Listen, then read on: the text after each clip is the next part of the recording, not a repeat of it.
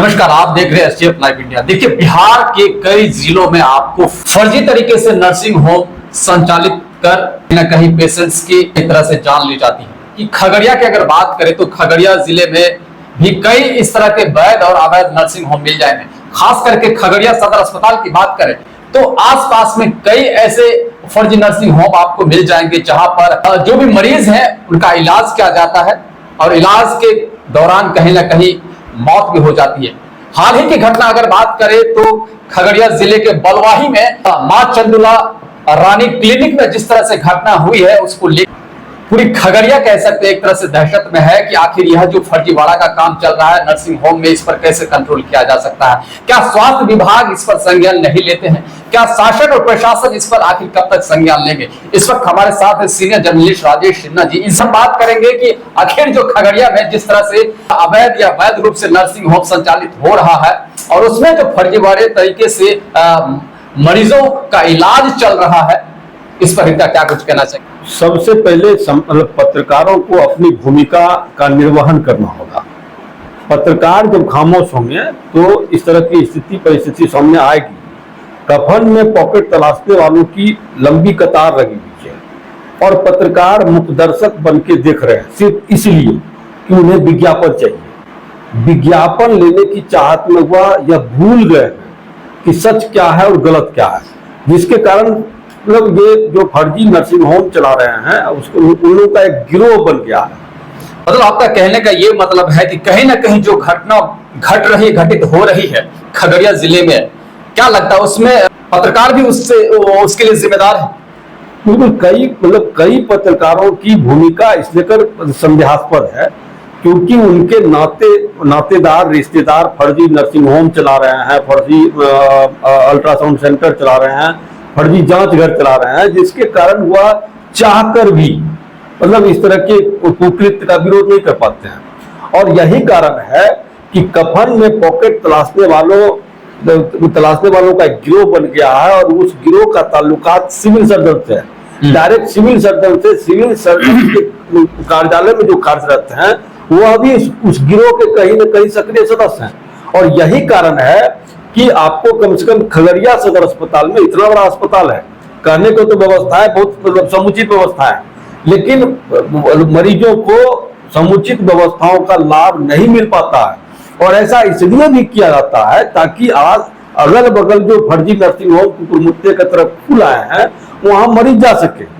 और सबसे बड़ी बात क्या है कि आप अगर किसी दिन रात में आप पूरे हॉस्पिटल का ये मुआयना करिए तो वहां अनाधिकृत रूप से लोग बैठे रहते हैं और वो अनाधिकृत रूप से जो बैठे रहते हैं उनमें आशा कार्यकर्ता, ममता कार्यकर्ता और आसपास जो फर्जी नर्सिंग होम चल रहे हैं उसके संचालक के गुर्गे होते हैं जो मतलब वहां पहुंचने वाले मरीजों को ये समुचित चिकित्सीय लाभ दिलाने का भरोसा दिला के सद्भाव दिखाकर आसपास के फर्जी नर्सिंग होम में ले जाते हैं।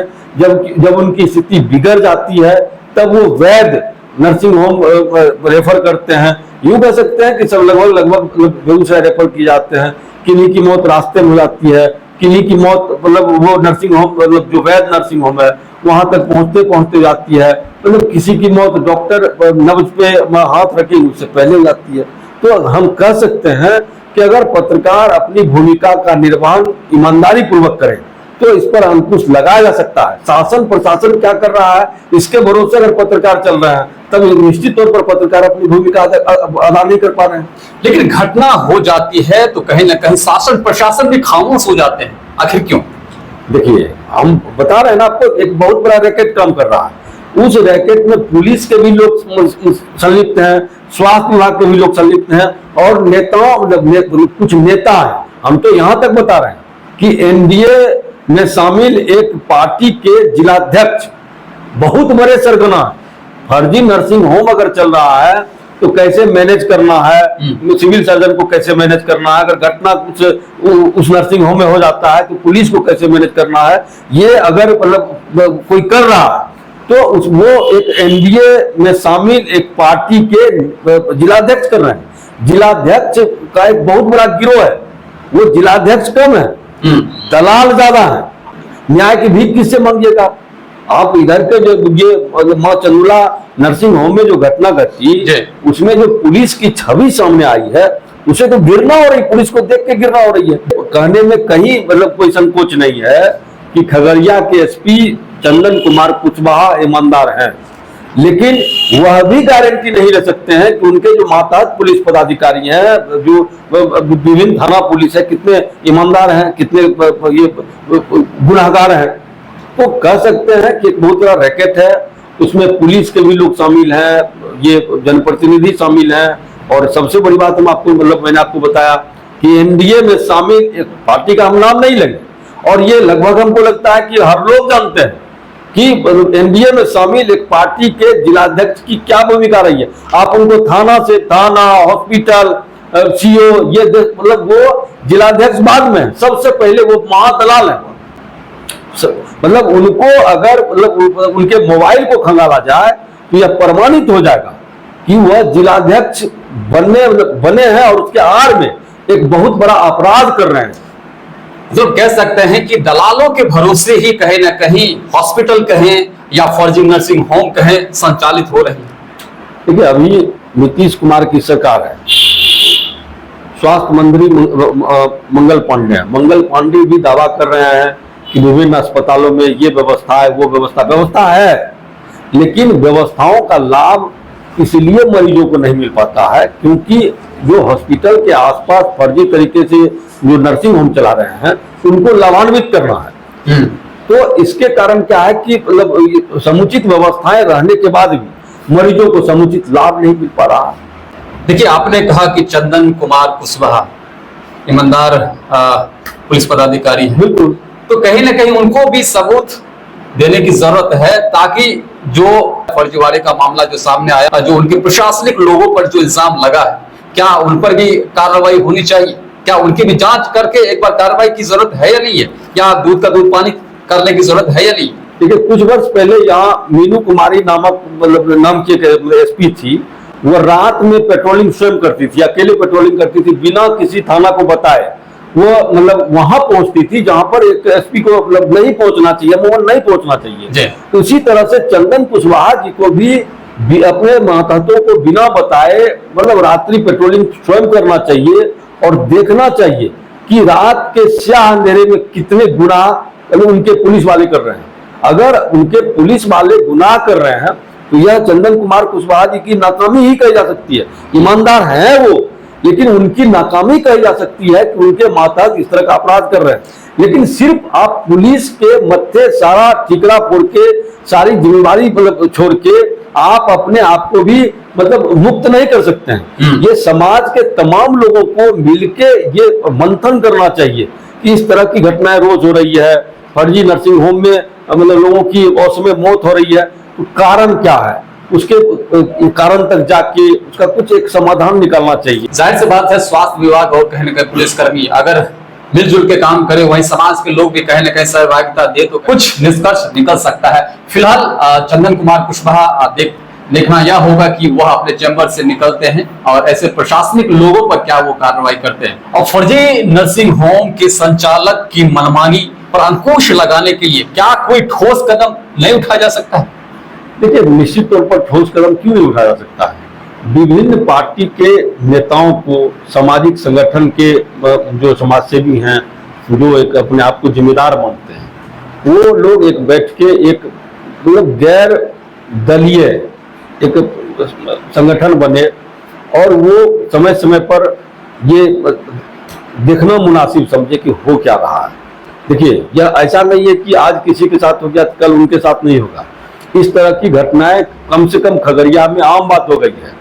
किसी नर्सिंग होम में घटना घटती है, उसके बाद हाय तबाह मतलब मचने के बाद मतलब सड़क जाम होता है, ये जाम होता है, तो उसमें विभिन्न पार्टी या मतलब संगठन के लीडर ही आगे आके वो मतलब सामंजस्य स्थापित कराते हैं, मेल मिलाप कराते हैं। इससे बचना होगा, आपको ये देखना होगा कि गुनाहगार कौन है, तो मतलब मुकदमा होना चाहिए। 2-4 फर्जी नर्सिंग होम के संचालक डॉक्टर जब जेल जाएंगे तो एक भय का वातावरण बनेगा और इस तरह की कुकृत करने से वो बचेंगे।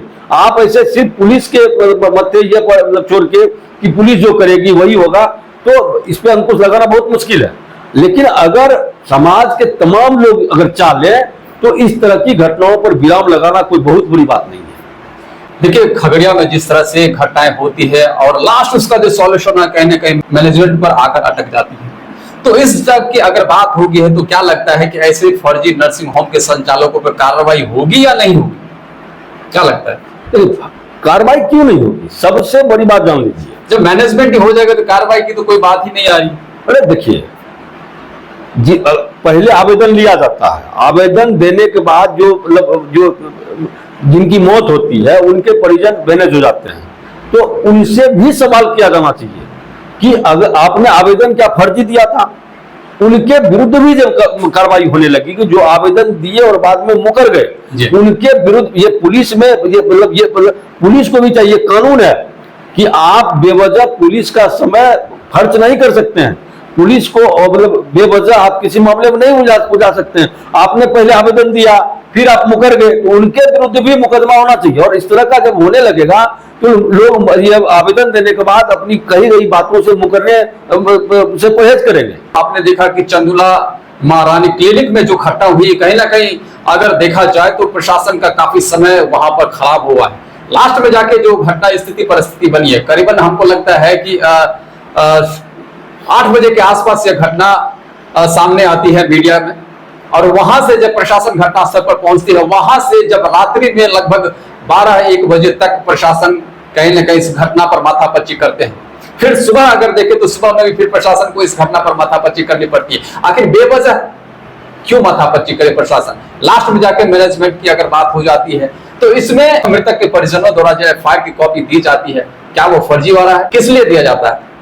देखिए, एक तरह की बात जो छन के आ रही है कि ऐसा नहीं है कि नर्सिंग होम में लोगों की उसमें मौत नहीं हो रही है, मौत हो रही है, लेकिन हो क्या गया है कि इस तरह की घटना होते होते अब कुछ एक गिरोह और सक्रिय हो गया है जो मरीज के परिजनों को बहला फुसला के मुकदमा करा देता, तब जबकि वो उस हॉस्पिटल में अपने मरीज को लेकर गया ही नहीं था। यह भी बात देखिए, सिक्के के दोनों पहलू पर गौर करना होगा। ऐसा नहीं है कि घटना नहीं हो रही, घटना हो रही है, लेकिन हो क्या रहा है कि जो फर्जी नर्सिंग होम वाले हैं उनको ब्लैकमेल करने के लिए एक गिरोह सक्रिय है जो मरीज के परिजनों को सब्जबाग दिखाता है कि आपको 3 लाख दिला देंगे, 5 लाख दिला देंगे, उसमें 50% मुझे भी चाहिए। और वो क्या करते हैं, ऐसे मरीज को सामने लाते हैं जिनकी मौत उस अस्पताल में नहीं हुई है। जिस अस्पताल को मौत का जिम्मेदार ठहराया जा रहा है, उस अस्पताल से उसका दूर तक रिश्ता नहीं है। वो उनकी मौत कहीं और हुई है, लेकिन उनके परिजनों को एक मोटी रकम दिलाने का सब्जबाग दिखाकर वह फर्जी नर्सिंग होम वाले को ब्लैकमेल करते हैं। और फर्जी नर्सिंग होम वाले डर जाते हैं क्योंकि उनके पास कोई सर्टिफिकेट और कोई प्रमाण पत्र नहीं है, वो वैध नहीं है, वो अनाधिकृत रूप से नर्सिंग होम चला रहे हैं। और उसमें वो स्वास्थ्य विभाग के कर्मियों की, सिविल सर्जन की भूमिका कितनी है प्रमाणित तौर पर नहीं कह सकता, लेकिन जो वर्तमान समय के सिविल सर्जन है उन्होंने एक दुकान खोल रखी है। ऐसा स्वास्थ्य विभाग के ही लोगों का करना है। तो कह सकते हैं कि पूरे मामले की अगर निष्पक्ष जांच हो जाए तो यह प्रमाणित हो जाएगा कि अलग अलग सक्रिय गिरोह मरीजों के परिजनों को सब्जबाग दिखाकर अपनी दुकानदारी चला रहे हैं, और इससे कहीं ना कहीं स्वास्थ्य विभाग के लोग भी लाभान्वित हो रहे हैं। जाते थे एक सवाल और है आपसे, एनडीए में शामिल किस पार्टी के जिलाध्यक्ष की आपने बात किया कि जो इस फर्जीवाड़े में जिस तरीके से जिस तरह से जगह जगह नर्सिंग होम संचालन हो रहा है और जिस तरह से मौत हो रही, इन सारे में कहीं ना कहीं उनकी संदिग्ध है भूमिका? आखिर कोई तो है, क्या उनका कुछ क्लू दे दिया जाए ताकि लोग उससे सावधान हो जाए? देखिए, उस जिलाध्यक्ष या उस पार्टी का नाम लेना तो मुनासिब मैं नहीं समझता हूं, लेकिन उनकी मासूमियत पर ये दया आती है और उनकी मासूमियत से लगभग सभी लोग वाकिफ हैं और सभी को लगभग पता है कि मासूम चेहरा लेके वो कैसा गुनाह कर रहे हैं। मतलब साफ तौर पर कह सकते हैं मासूम चेहरे के आड़ में छिपा कहीं ना कहीं दरिंदा जो मौत का खेल खेलता है। यही बड़ा सवाल है खगड़िया के प्रशासन के लिए और कहीं ना कहीं खगड़िया के स्वास्थ्य विभाग के लिए।